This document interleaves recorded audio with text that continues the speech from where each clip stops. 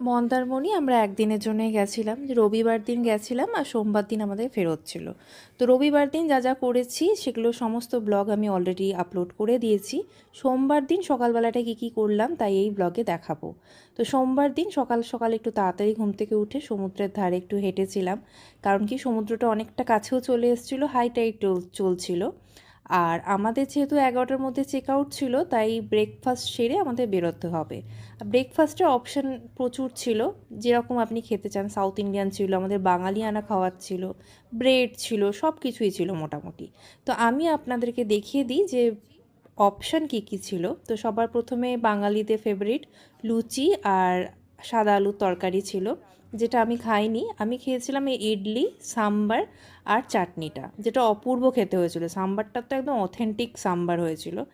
তাছাড়াও ছিল সুজির উপমা, ছিল বয়েলড এগ ছিল, আর একটা দারুণ জিনিস ছিল, সেটা হলো সিমইয়ের পায়েস। এছাড়াও ব্রেড টোস্ট ছিল, আপনি যেরকমভাবে ব্রেড খেতে চান, বাটার দিয়ে বা জ্যাম দিয়ে বা সুগার দিয়ে নর্মাল, সেটাও অপশান ছিল। অনেকগুলো ফ্রুটস ছিল, তার মধ্যে ওয়াটারমেলন আর কিউকাম্বারটাই আমি তুলতে পেরেছি, বাকি ফ্রুটসগুলো আমার তোলা হয়নি। ফ্রুট জুস ছিল। তো ব্রেকফাস্ট সেরে আমরা যখন হোটেল থেকে রওনা দিলাম তখন ওই 11:30 মতন বাজে, আর প্রচণ্ড রোদ ছিল সেদিনকে। তো এই হলো আমার মন্দারমণির পুরো ট্রিপের একটা ছোট্ট ব্লগ।